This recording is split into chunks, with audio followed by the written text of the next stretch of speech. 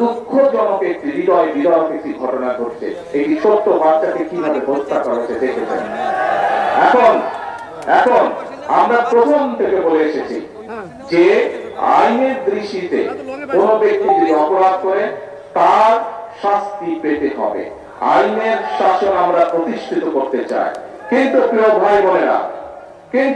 ভাই বোনেরা, আপনি যখন কোনো কাজ করেন, সেটি আপনার নিজের কাজ হোক, কৃষি কাজ হোক, সেটি যে কোনো কাজ হোক না কেন, সংসারের কাজ হোক, একটা নিয়ম কারণ আছে না? যে কোনো কাজ করতে তো কাজের একটা নিয়ম কারণ আছে। এই নিয়ম কারণটাকে মেনে নিয়েই তো কাজটা করতে হয়, তাই নয় কি? আপনি যদি হাঁস পালেন, গরু পালেন, ছাগল পালেন, ধান চাষ করেন, শাকসবজি চাষ করেন, তারপরেও তো নিয়ম আছে।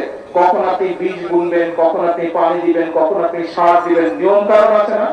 ঠিক যে কোনো অন্যায়কারীর তাকে শাস্তি দিতে হলে, তাকে তার বিচার করতে হলে সরকারের কতগুলো নিয়ম কারণ আছে। এখন আমরা খেয়াল করছি প্রিয় ভাই বোনেরা, গত কয়েকদিন ধরে কিছু সংখ্যক মানুষ, আপনারাও খেয়াল করেছেন, পত্র পত্রিকায় দেখেছেন, আপনারা রেডিও টিভিতে দেখেছেন, আপনারা কিছু সংখ্যক মানুষ একটা পরিস্থিতি তৈরি করার চেষ্টা করছে। রাস্তাঘাট বন্ধ করে দিচ্ছে, যানবাহন চলাচল বন্ধ করে দিচ্ছে, এখানে আগুন ধরাচ্ছে, ওখানে উত্তেজনা সৃষ্টি করছে।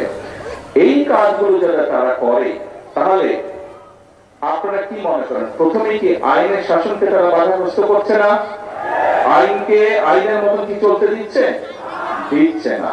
প্রিয় ভাই বোনেরা, আমরা খেয়াল করে দেখেছি যে এই যে অন্তর্বর্তীকালীন সরকার যখন ক্ষমতায় ছিল, এই 12 তারিখের নির্বাচনের আগে যে অন্তর্বর্তীকালীন সরকার ছিল, সেই সময় আমরা দেখেছি দেশে কয়েকটি দুঃখজনক এরকম অন্যায় ঘটেছে। সেই অন্যায় যখন ঘটেছে, আমি নিজে সেই সকল বাচ্চার মায়েদের সাথে কথা বলেছিলাম। আমাদের দলের আইনজীবী, আমাদের দলের চিকিৎসকরা গিয়ে সেই চিকিৎসা দিয়েছে, আইনজীবীরা গিয়ে সেই আইনি সহায়তা করেছিল। কিন্তু তখন আজকে যেই সকল ব্যক্তিরা হইচই করছে, রাস্তা অবরোধ করছে, বড় বড় কথা বলছে, সেদিন কিন্তু তাদেরকে আমরা মাঠে দেখিনি। সেদিন কিন্তু তাদেরকে আমরা দেখিনি যে তারা অবরোধ করেছে।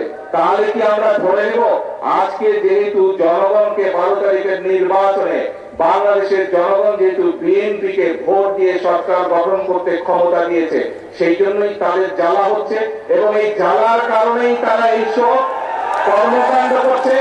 তাই তো আমরা ধরে নেব, তাই নয় কি? আপনারা চিন্তা করে দেখেন প্রিয় ভাই বোনেরা, যারা এই রকম পরিস্থিতি তৈরি করতে চেষ্টা করছে, তারা কিন্তু কৃষককে নিয়ে কোনো কথা বলে না।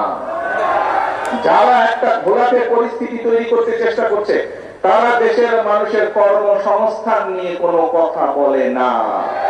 যারা এই ধরনের পরিস্থিতি তৈরি করার চেষ্টা করছে, রাস্তাঘাট বন্ধ করে দিয়ে অবরোধ করার চেষ্টা করছে, তারা কিন্তু কৃষকের খাল কাটার কথা বলে না, তারা কৃষক কার্ডের কথা বলে না।